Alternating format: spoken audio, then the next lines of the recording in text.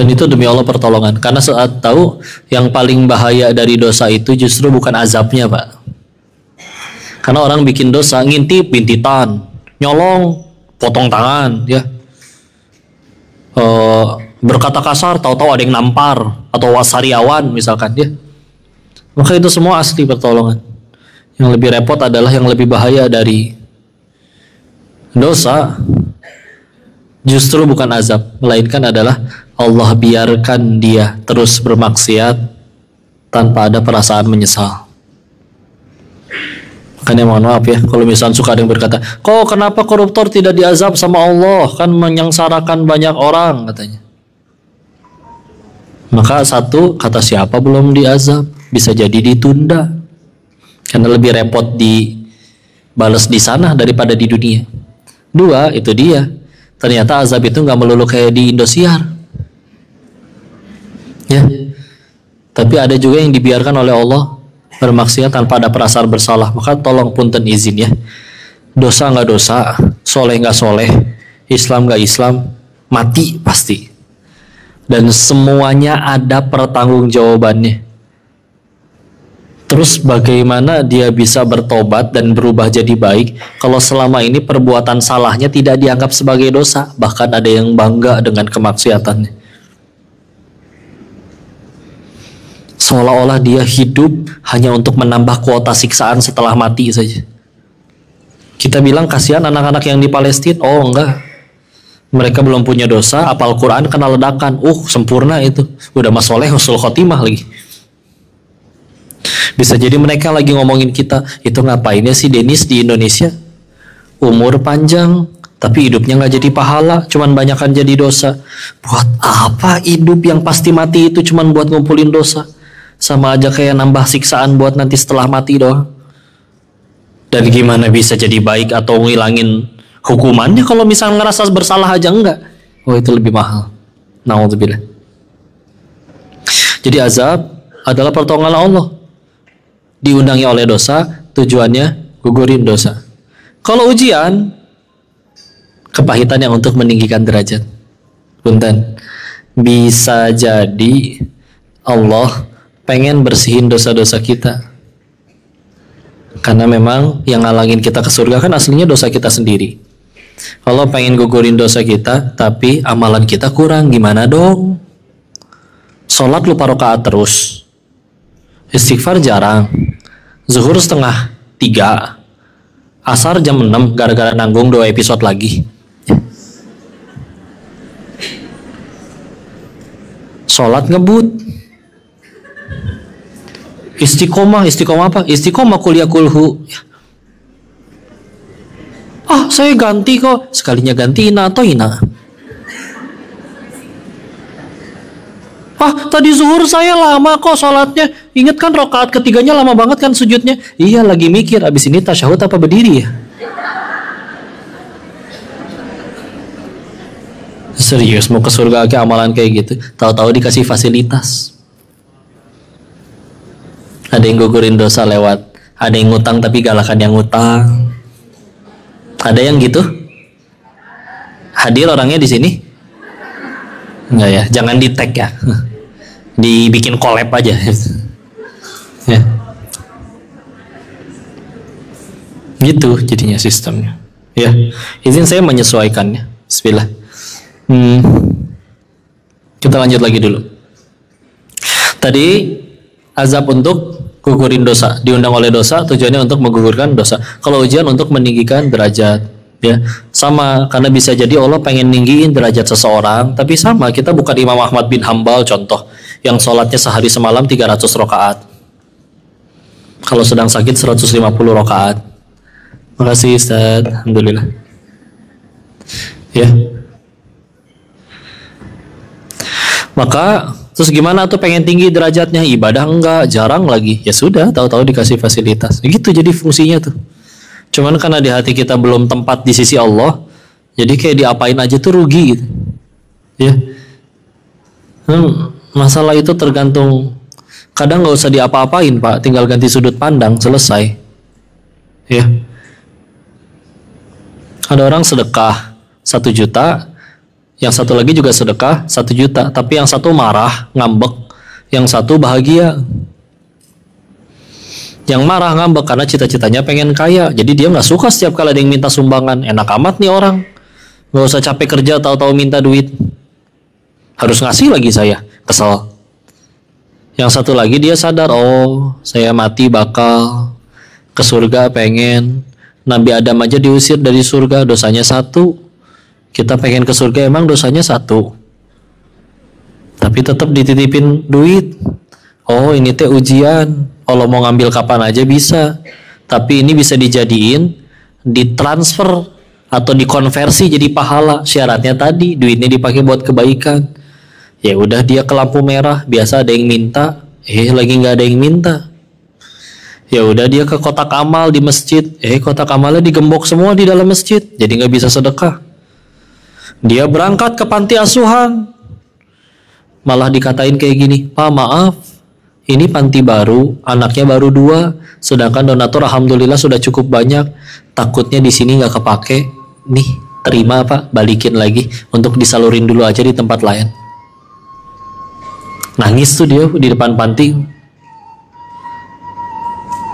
Tenang, dah ya, nggak apa-apa. Ya, berarti telinga kita masih sehat, ya.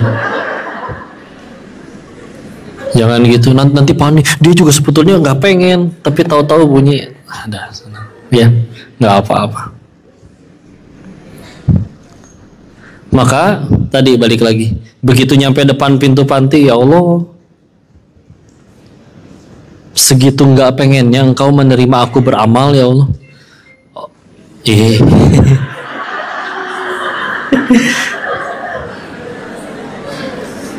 Nggak apa-apa ya.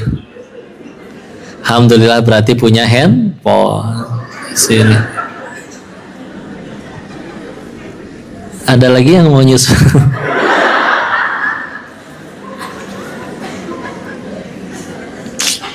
Yuk bismillah izinnya.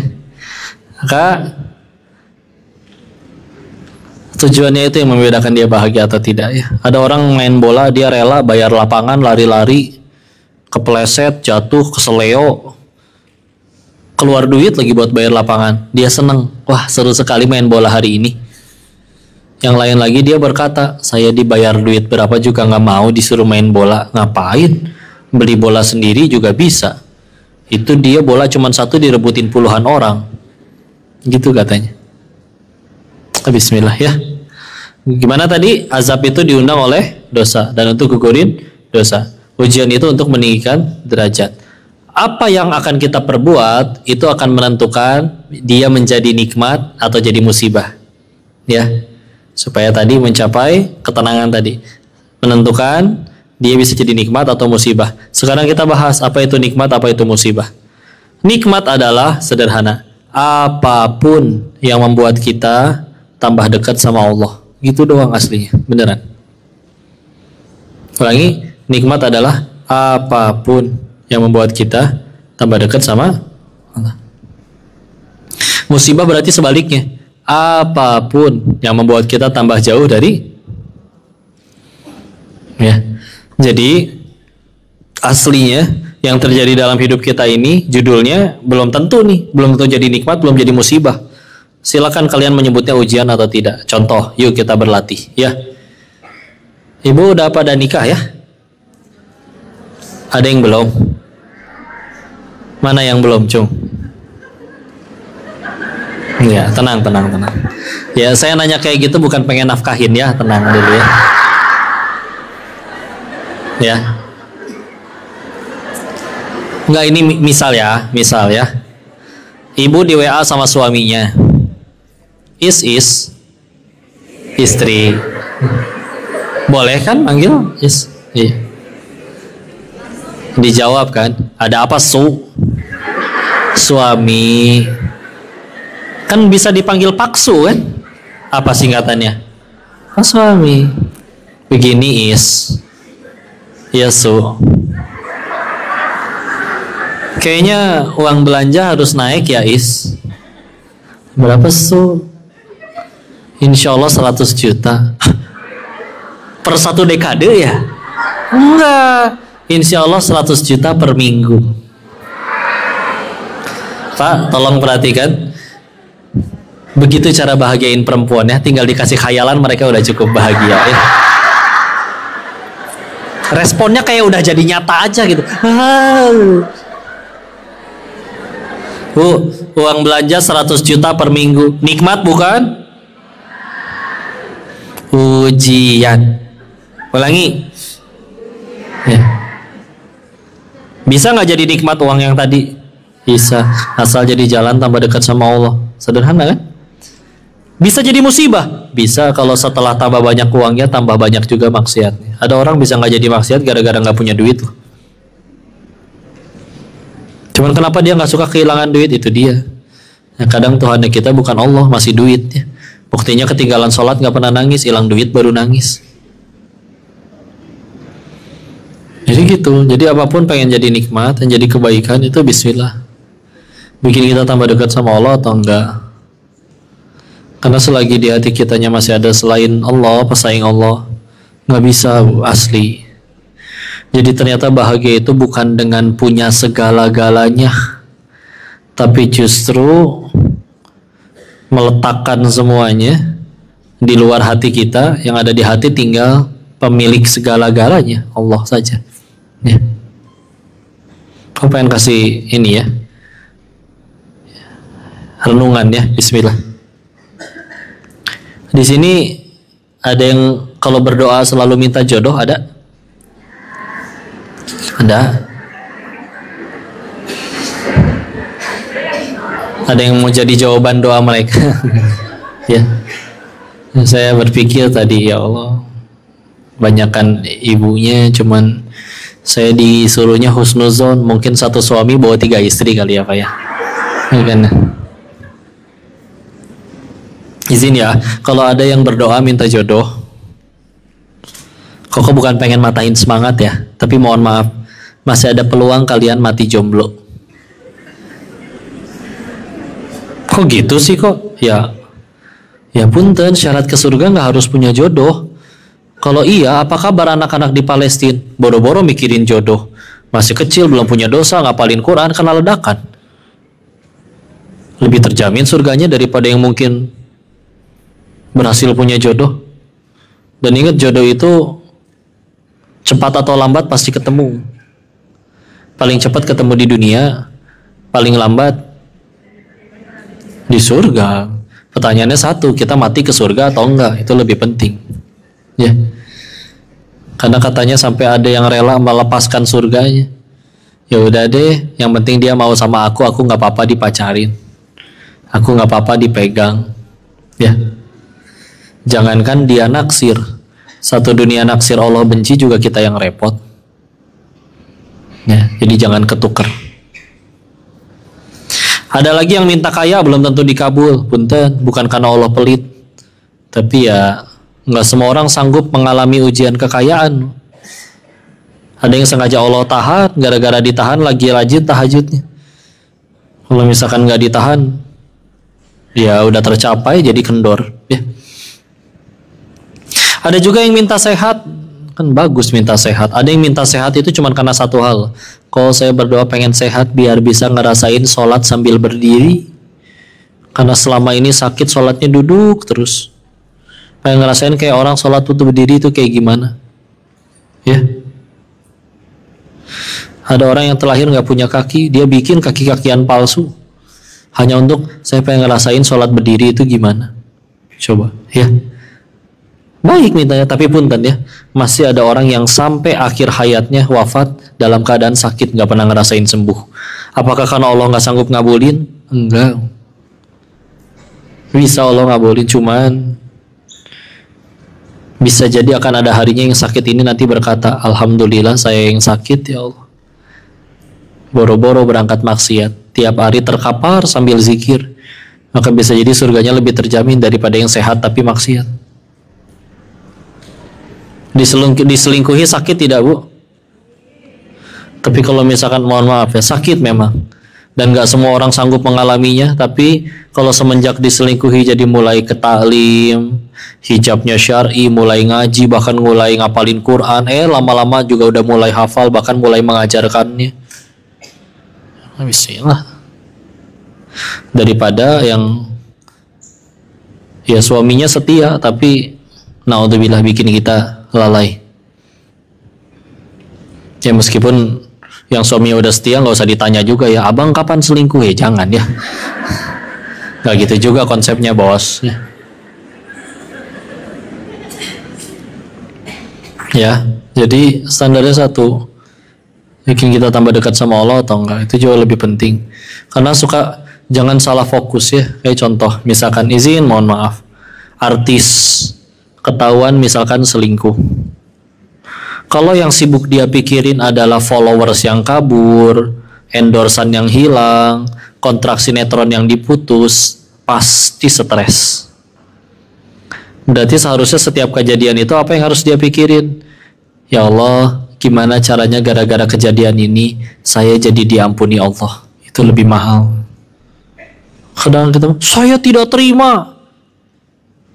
Izin ya, anggaplah ternyata ketahuan satu kasus sampai dibawa ke pengadilan. Kasus yang dibahas di pengadilan itu demi Allah lebih sedikit daripada kasus dia yang asli. Kerekam CCTV dia selingkuhnya muncul, yang kerekam CCTV itu satu kejadian. Emang selingkuhnya cuma sekali seumur hidup? Belum tentu. Dibawa ke pengadilan kasus apa misalkan korupsi, yang dibahas satu kasus korupsi. Emang korupsinya sekali seumur hidup? Bisa jadi udah berkali-kali. Udah mah bener kita ngelakuin, ketika digugat itu pun untuk gugurin dosa, tetap diprotes, nggak bisa, saya nggak terima, ini menghancurkan nama baik saya. Baik di hadapan makhluk sama baik di hadapan Allah beda ceritanya ya. Anggaplah dia sewa pengacara, berhasil memulihkan kembali nama baiknya, netizen kembali memuji kembali, endorsan ramai lagi, kontrak sinetron banyak lagi. Tapi kalau tetap belum bertobat di hadapan Allah, emang laku pujian makhluk di hadapan Allah nanti? Iya, pintu surga ada 8, tapi pintu surga bagi yang centang biru kan belum ada. Begitu. Bukan berarti nggak boleh viral ya. Tapi udah meninggal nggak ditanya followersnya berapa, ditanyanya kamu ngajarin apa ke followers kamu. Ya. Nah, kita sama-sama jadi ujian juga ini. Saya meninggal nggak akan ditanya berapa orang yang hadir di kajian kamu hari ini, enggak. Saya akan ditanya apa niat kamu ngajar waktu itu. Yang datang 1 juta orang niatnya salah, cuma pengen kelihatan pinter, nggak jadi apa-apa di sisi Allah. Ibu juga sama datang. Kalau niatnya betul-betul pengen ngaji, bahkan kalau yang ngajinya nggak jadi datang, pematerinya tetap jadi pahala, nggak berangkat ke sini, tetap. Tapi kalau niatnya cuman pengen selfie sama yang bicara, ketahuilah yang diajak selfie ini tidak bisa menyelamatkan siapapun ke surganya Allah. Jangankan nyelamatin orang, nyelamatin diri sendiri aja belum tentu bisa. Ya. Jadi ini jangan salah fokus. Gimana caranya gara-gara kejadian ini saya jadi diampunin Allah? Anggaplah ternyata netizen kembali masih mencaci, menghujat, membenci, tapi malamnya dia udah taubatan nasuha, benar-benar nangis sambil tahajud, meneteskan air mata taubat. Allah udah ampuni, siapa bisa nyelakain? Jadi kalau selama ini definisi nikmat bagi kita itu masih tentang keinginanku yang terkabul, itu dia kata siapa yang kita pengen tuh baik terus. Jangan salah fokus ya. Nih yuk bismillah. Ini survei sederhana ya. Apakah kalian semua punya keinginan? 2. Apa Allah juga punya keinginan? Iya, Allah ingin kita selamat, bahagia ya. Yang ketiga, apa selama ini kita hidup, mana yang lebih sering terkabul? Keinginan kita atau keinginan Allah? Keinginan kita. Kita lebih bahagia kalau keinginan kita yang dikabul kan. Padahal azan ya. Istilah kita lanjutkan lagi dulu sedikit baru nanti masuk ke waktu sholat ya.